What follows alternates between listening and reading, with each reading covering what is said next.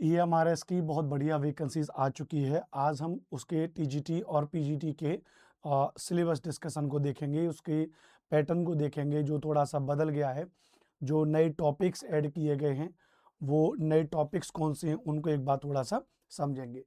एक बार basic update तो आप जानते हो कि 7,267 पदों पे भी भर्ती आई है, जिसमें टीजीटी के 3,962 पद हैं और पीजीटी के लगभग 1,460 पद हैं। अब सबसे पहले अगर हम बात करेंगे इसमें सिलेबस में जो बदलाव हुआ है, जैसे या एग्जाम पैटर्न में जो बदलाव हुआ है। मैं कोई भी एक एग्जांपल ले लेता हूं, चाहे तो पीजीटी का एग्जांपल ले लूं, चाहे टीजीटी का एग्जांपल ले लूं। जैसे मैं टीजीटी का एग्जांपल ले लेता हूं, या पीजीटी जो भी आप कहें तो लीजिए पीजीटी, वरना आप कहेंगे कि सर टीजीटी पीजीटी गड़बड़ है। मैं पीजीटी का जैसे लूं तो पिछली बार का क्या था, ऑब्जेक्टिव टाइप क्वेश्चन थे और 130 मार्क्स एंड लैंग्वेज था 20 मार्क्स का। 20 नंबर की लैंग्वेज, 130 नंबर का सब्जेक्ट। 130 नंबर में 10 नंबर की जीके, 20 नंबर की रीजनिंग और 10 नंबर की कंप्यूटर और 10 नंबर की टीचिंग एप्टीट्यूड।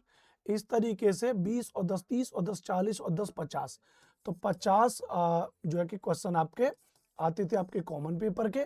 और उसके अलावा डोमेन नॉलेज मतलब उसमें सब्जेक्ट स्पेसिफिक पेडागोजिकली वो 80 क्वेश्चन आते थे, 80 क्वेश्चन। और 80 क्वेश्चन में कोर क्वेश्चन 70 सब्जेक्ट के, 5 क्वेश्चन उसमें सब्जेक्ट की पेडागोजी, 5 क्वेश्चन उसमें एनईपी वगैरह उससे रिलेटेड कुछ सवाल आ जाते थे, टोटल थे।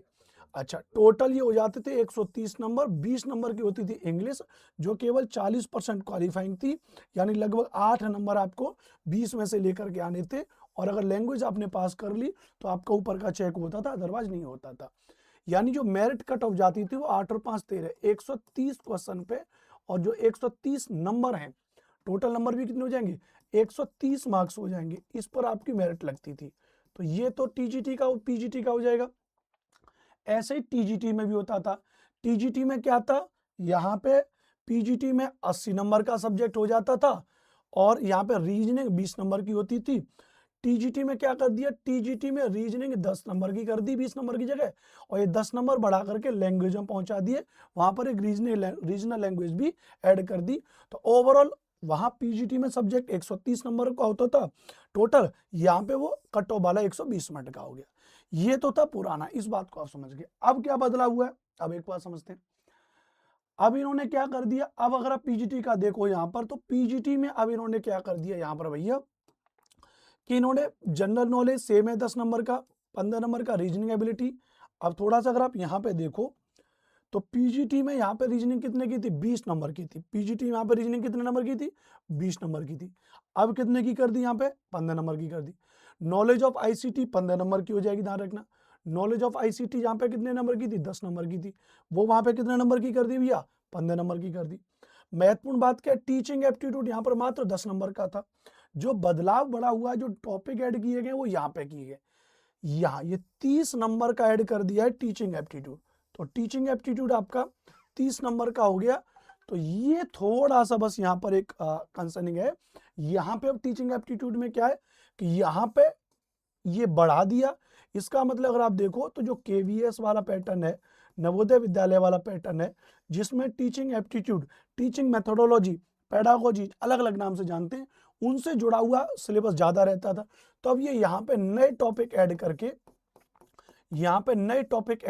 और यहाँ पर आपको ये टीचिंग एप्टीट्यूड 30 नंबर का बढ़ा दिया। उसके अलावा अलग से ध्यान रखना, डोमेन नॉलेज में अलग से 20 क्वेश्चन कर दिए आपके experimental activity based pedagogy and case study based question, ये अलग से। पुराने वाले में क्या था, ये सब्जेक्ट स्पेसिफिक था, वो भी केवल 5 नंबर का था। यहाँ पे क्या कर दिया, इसको 20 नंबर का कर दिया, यानी पेडागोजी पे ज्यादा जोर देना है, अप्रोच अप्लाइड वाले फॉर्मेट पर ज्यादा जोर देना है, यहाँ पे ध्यान रखना। उसके अलावा एनईपी को अलग से यहाँ पे 10 नंबर दे दिया अलग से, क्योंकि भाई नेशनल एजुकेशन पॉलिसी पढ़ना है टीचरों को भी और आगे बच्चों को भी पढ़ाना है, ताकि शिक्षा के जो मानक हैं, जिसको लेकर के जो एनसीटी की जो गाइडलाइन है वो प्रॉपर फॉलो होनी चाहिए। तो ओवरऑल यहाँ पे इसको 100 नंबर का कर दिया, 100 क्वेश्चन कर दिए, 100 नंबर का कर दिया। और इसको कह दिया टीयर 1 प्रिलिमिनरी एग्जाम कह दिया, और जो केवल एक क्वालिफाइंग है। जस्ट केवल एक क्वालिफाइंग है, उसके बारे में बात करेंगे कितने पे क्वालिफाई होगा क्या है। उसके अलावा 20 नंबर की लैंग्वेज है, वो भी क्वालिफाइंग हो जाएगी। Language competency test, general English and general Hindi, 10 marks each subject.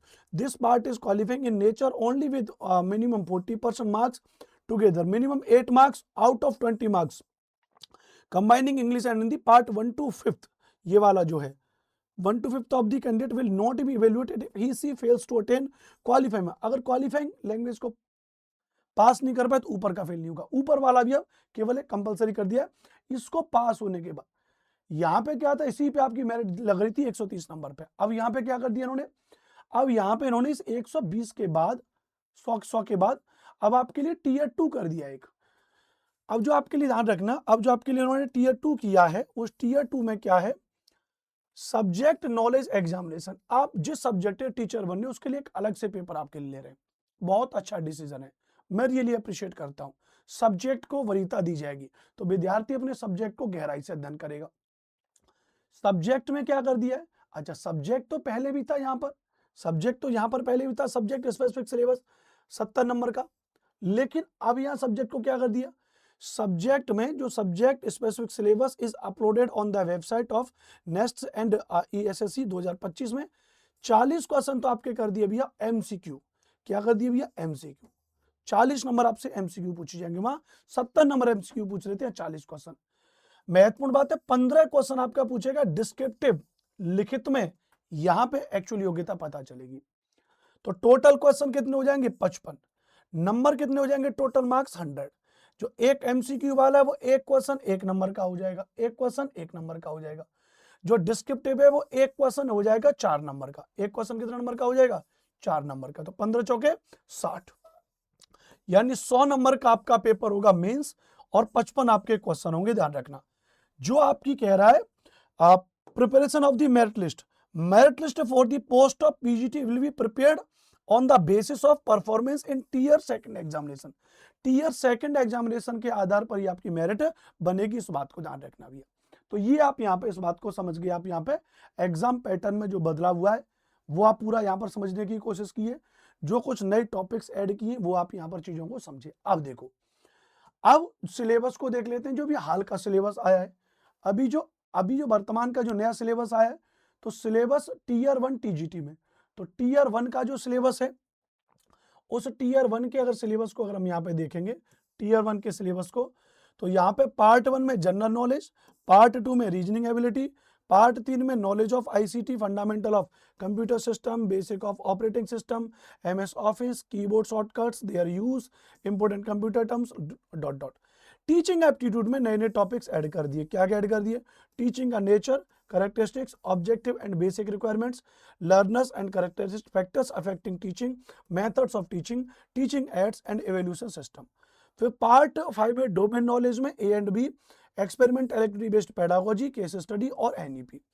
उसके अलावा फिर आपकी लैंग्वेज में ABC में, PGT में 2 लैंग्वेज हैं, हिंदी और इंग्लिश में, लेकिन TGT में एक रीजनल लैंग्वेज भी हो जाती है। रीजनल लैंग्वेज आपकी यहाँ पे दे रखी है, जिनमें से आप कोई ले सकते हो। मुख्य रूप से असमीज, बंगाली, बोडो, डोगरी, इंग्लिश, गारो, गुजराती, हिंदी, कन्नड़, कश्मीरी, खासी, मलयालम, मणिपुरी, मराठी, मिजो, नेपाली, ओडिया, संताली, तेलुगु, ये यहाँ पे आपकी वो है। अब महत्वपूर्ण सिलेबस टीयर 2 टीजीटी के लिए। तो अब टीयर 2 टीजीटी के लिए तो जैसे एक बात बताइए, अब तो सब्जेक्ट स्पेसिफिक हो गया। तो जैसे यहाँ पे सिलेबस में इंग्लिश है, हिंदी है, मैथमेटिक्स है, मैथमेटिक्स के अलावा बात करेंगे साइंस हो जाएगा, साइंस के अलावा अगर बात करेंगे हम यहाँ पे उसके अलावा जाएंगे तो यहाँ पे सोशल साइंस हो जाएगा। तो ये पूरा का पूरा यहाँ पे क्या दे रखा है, सिलेबस दे रखे हैं। सोशल साइंस में अगर आप टॉपिक देखें जैसे हिस्ट्री के, तो आप देखेंगे पूरा वर्ल्ड हिस्ट्री दे रखी है, पूरा वर्ल्ड हिस्ट्री दे रखी है। Geography world history and 9th 10th वाली एनसीईआरटी। ज्योग्राफी में आप देखोगे टोटल एनसीईआरटी के टॉपिक है, इनको डिटेल में अलग वीडियोज में बताऊंगा मैं आपको यहाँ पे। उसके अलावा थोड़ा आगे चलेंगे, ध्यान रखना, उसके अलावा इकोनॉमिक्स वाला सेगमेंट आ गया एनसीईआरटी वाला। उसके अलावा ध्यान रखना आप चलोगे सिविक्स वाला सेगमेंट आ गया। अभी भी देखो, कायदे से अगर देखो तो नियमावली में गड़बड़ है, सिविक्स नहीं होना चाहिए। यहाँ पे शब्द क्या लिखा होना चाहिए, यहाँ पे शब्द लिखा होना चाहिए पॉलिटिकल साइंस शब्द लिखा होना चाहिए। क्योंकि जो NEP 2020 के अकॉर्डिंग, वैसे NCF 2005 तो इस बात को बहुत पहले कह चुका है, NCF 2005 इस बात को बहुत पहले कह चुका है कि सिविक्स वर्ड आप यूज नहीं कर सकते, सिर्फ पॉलिटिकल साइंस आप यूज करोगे।